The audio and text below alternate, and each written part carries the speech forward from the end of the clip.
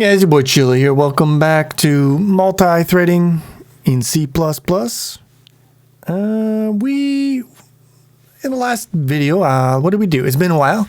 It's been a hot minute, but I believe we were messing around with, synchronizing different workloads across threads, gathering the results. And, we looked at the idea of there being like hidden synchronization in the background that you're not really aware of if you're accessing data at the same memory location or at very close memory locations, so that it's on the same cache line. And that's good, but we need a new drug. We need a new goal to pursue. And a lot of places, institutions of education, they'll be like, here's a thing. Here's how you do the thing. Here's another thing. Here's how you do the thing. I'm not like that. Chili's different. Chili's built different. I'm like, here's a problem. Here's a thing that solves the problem. And then here's how you do the thing. So we gotta set the stage as usual. But before we do that, let's just rework this code here. We'll start with this as a baseline, but I wanna rework it a little bit. So first of all, I believe if we run this, it's gonna take like 0.11 seconds. So that's cool. But I want the data set to be a little larger. So let's put it 50 million items. So now it should take about 1.1 seconds. And you'll notice it's actually taking longer than that because it also takes time to, build the data set, to pseudo randomly generate it. But we can see that the processing time was, about 1.1 seconds. So about the same. Cool. Now, the next thing I want to be able to do is this process data set. We can use this function. We might make it a little beefier. We might add more work to it, but we can basically use the same thing for our tests going forward. But I want to make the size of the data set that it works at. I don't want it to be fixed at compile time. I want it to be, dynamic. So we can use a cool thing from C++, from maybe 20, maybe 17. I don't know. Span. So std span will basically give us a view of a range, kind of contiguous range of elements in a container or, just in memory anywhere. It doesn't matter. And then we can just use that. Yeah. The same way we used it before. Std span has begin and end. So it can be used in a range-based for loop. And that's cool. Let's rename our int main, and let's call this do one bigger, do one biggie, do biggie. There we go. So this function will do one kind of test, and then we'll have another function that does another one, and we'll have a main where we can switch between them. So we have a vector of arrays of data size. That seems fine to me, Now down here, we want to pass our data set to our function as a span. I do not believe that we can do it just like this because thread will try to forward the parameter, but that template bullshit doesn't work with span, maybe. I mean, we could try it. There's nothing wrong with trying it. But I don't think it'll work. We'll see. All right, so let's just try it like this. Let's just try to build. Did a rebuild. Yeah, didn't like it. Invoke no matching overloaded function found. Yeah, it's a thing with stuff like, like this constructor for thread and other things like make unique. You got to be a little bit more specific, unfortunately. So we'll do std span. And I do not believe that we need to specify the template parameter because it will deduce it. Let's try this. Build. And that fails. Fatal error. Unresolved external symbol. Main. Yeah, okay. Yeah, that's fair. That is, you have me there, compiler. Touche. Int main, we need int argc and car pointer argv, and we will do return do biggie. Okay, so this will do the same thing. It'll take the same amount of time, hopefully. Yeah, that's about the same amount of time. Good, good, good. So now, but we can pass it different sizes to this function. It won't puke on them, and that is important for my plans for the future. So here's the thing. Right now, we're processing we're splitting this. Well, not we're processing. Looks like my brain is going crazy. We're processing 50 million elements times 4. So that is 200 million elephants. Did I say elephants? Yeah. No, that's what I meant. I call them elephants. What? You don't call them elephants? Anyways, was I talking about? Yeah. So we're processing 200 million things, splitting them up into data sets of 50 and just doing them all at once. And it takes 1.1 seconds. And that's fine. But a lot of times you don't have that luxury. It's not possible, or it's not good to just tackle a huge chunk of data at once. For example, let's say you've got a game, right? Games generally, to do a frame, you want to do more than 1 frame per second, which means instead of tackling a huge amount of data at once, you are doing smaller data sets, but you're doing them at a very fast rate. So instead of, doing 50 million in 1 second, maybe you're doing 500,000, but you're doing it 100 times a second. So you're processing the same amount of data, it's the same throughput, but you're doing it in smaller amounts at faster rates, at faster installments, so that you can update the display at a faster rate, so that it doesn't look like you're looking at a medium fast PowerPoint slideshow.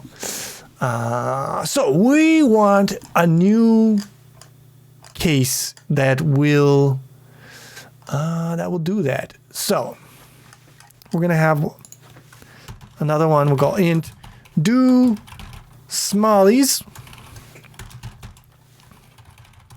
Okay. Now, there is obviously some overlap between these two.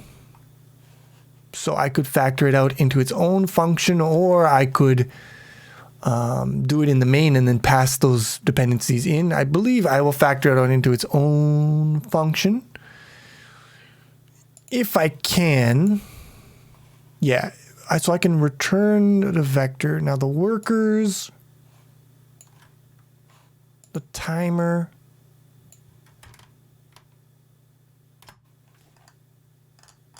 I'm just thinking how I want to organize my codes here. Yeah, I mean, that's fine, I guess. We'll put these guys as like a per. So I'm not factoring out much here, but I feel like it would be nice to have this in one place. Like I could just copy this code, copy pasta programming, always a classic, but then if I change the way I generate my data set, I got to do it in 2 places. You don't want to do that, right? So at least we'll generate the data set in its own function. We'll go std vector. I don't want to type all that stuff out.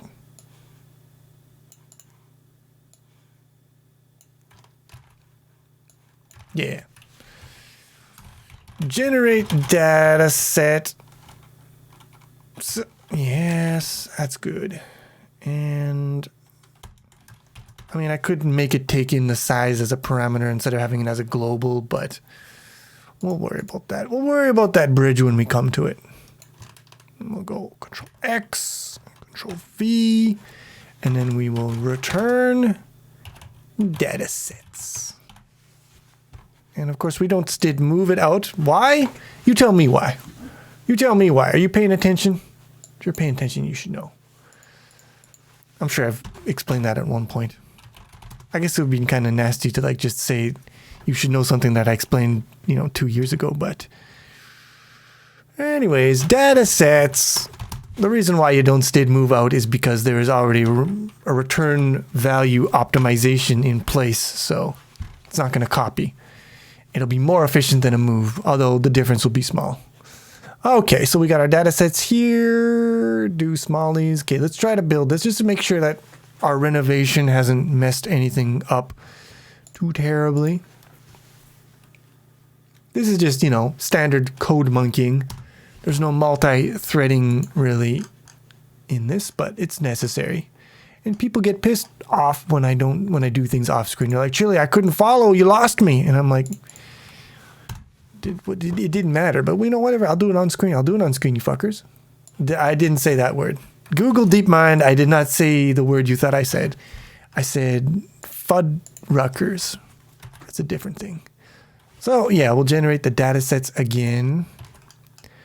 In here, why you do me dirty like that? There we go. Okay, so now we want to process the data sets. I mean, it's going to be mostly copy and paste here too, but okay, so I want to break up now those same data sets and I want to execute them in small bunches. So let's do for size T is probably better. I is equal to, I is less than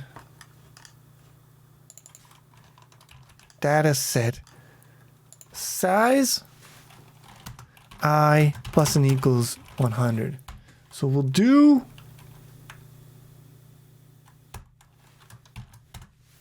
this. We will, is that 100? No, that's not right. It should be plus and equals data set size divided by 100. Because otherwise this loop would be very long. No, we want to break it up into 100 equal sized groups. That's better. Okay, we're getting there. All right, now what are we gonna do? Well, we gotta copy this. We gotta copy lots of things. This too. Yeah, copy all this stuff. Generate data sets. We got our workers. We got our chili timer. Values go in there. Okay, what are we doing? So we're gonna pass in lots of spans. So for each one of these, we're going to make workers, join workers. You know what? Okay, so we can do a cool thing here. I was wondering, in a different video, did I do JThread before? So JThread is a thread that when you destroy it, it automatically joins, among other things, the cool things that it does, and that's very nice. Do we have the technology to do a JThread? Yes. Okay. So let's put that now.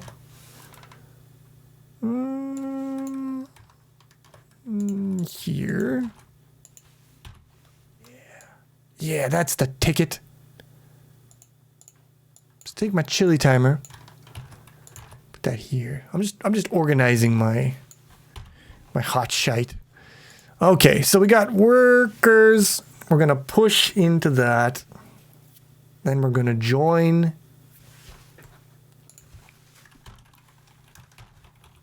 So we're gonna use the, yeah. I mean, there's no reason for this. What am I doing? I'll just make this here. Then I will copy my loop from here.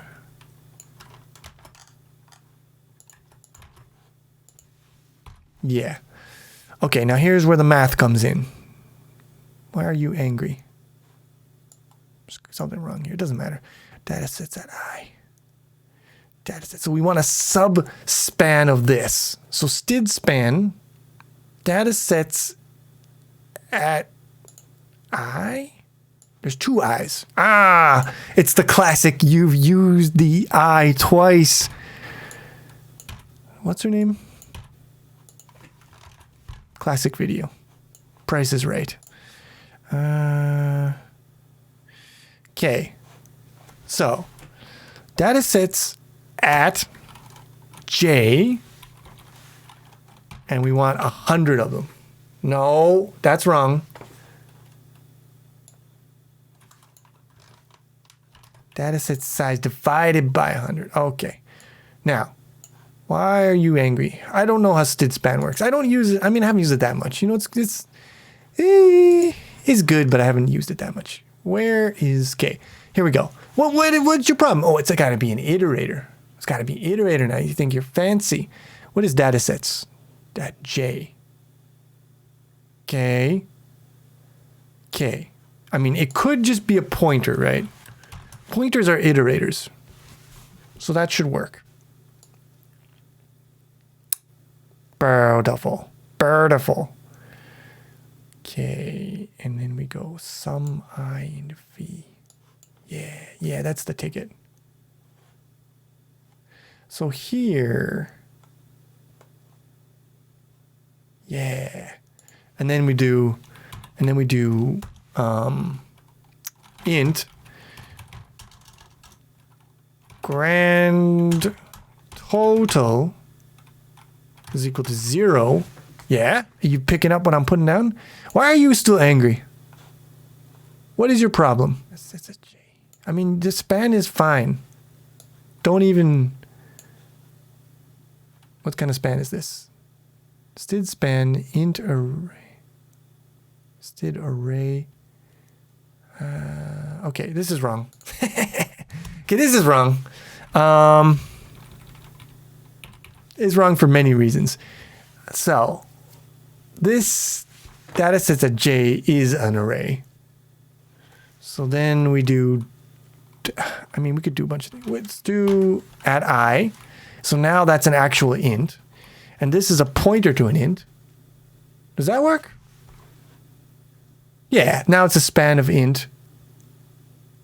Wait, std span int, colon, span int pointer. That seems right. I mean, it seems right. I don't know.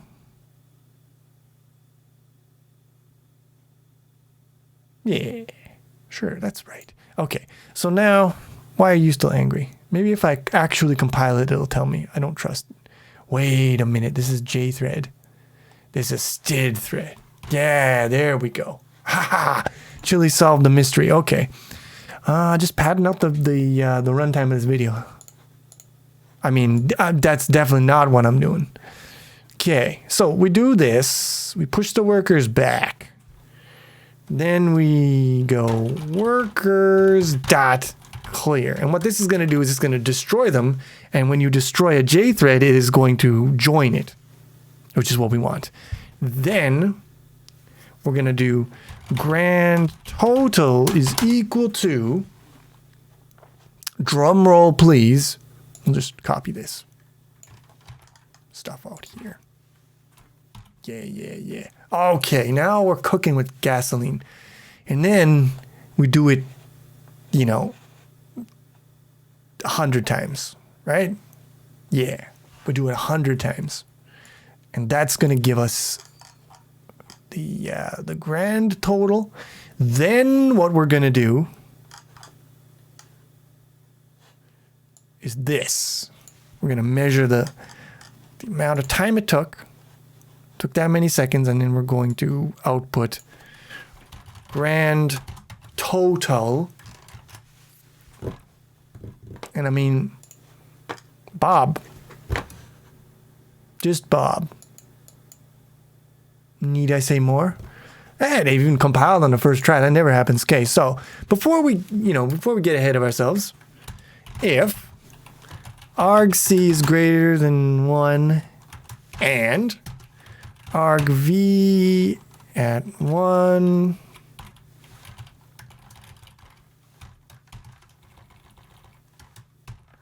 equal to small, then return do smallies. Otherwise, return do biggie. There you go. So let's try this out. Error. What is your problem? Dumb git stuff. Okay, where's my thing? Command line arguments. Here we go. Here's the good stuff. So we want small. Oh, we gotta make it like professional. Like this is not professional. There you go. You put the 2 dashes in there. That's professional. Now, if we run it with small, let's run it with big first. Do biggie, and it should be 1.1 seconds. It should build, and it should be 1.1 seconds. I mean, nothing changes. We're just calling the same function as before. Now, I'm going to run it with small. How much time does that take?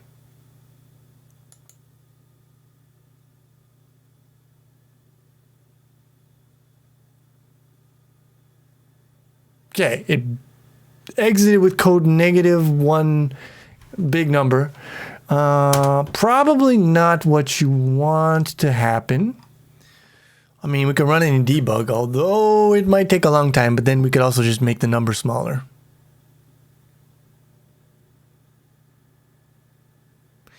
Here we go. Read access violation. Okay, so yeah.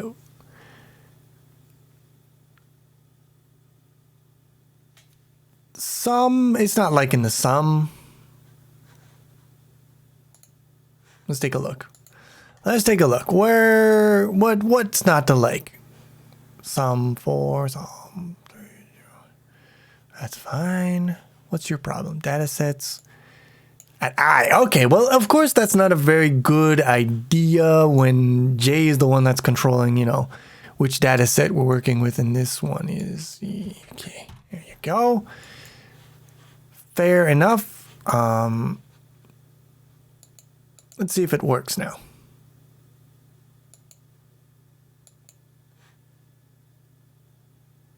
Here we go. We're going. All right, so I ran it quickly and dividing it into 100 subsets didn't give me exactly the results that I was looking for. So let's do const auto. Let's do, what is it called? We'll call it subset size is equal to dataset size divided by this. And then we will add subset size. Actually, we could do like const expr. Yeah, even better. All right, so we're going to make the dataset subset is going to be, we're basically divided the dataset into 10,000 parts. And then here we can just put subset size. So if we do subset size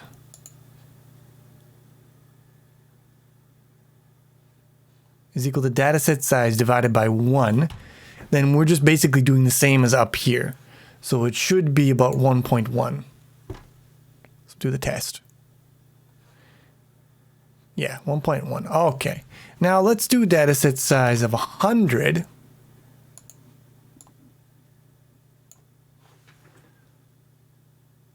Not dataset size of 100, but we're dividing it up into 100 subsets.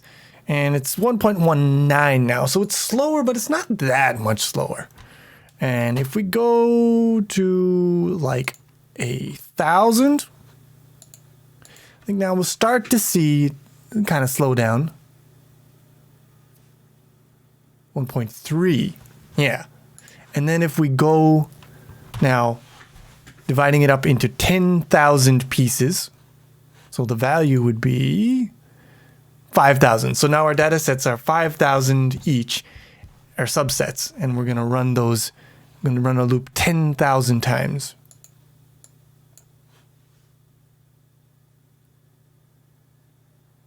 This one will take a little bit.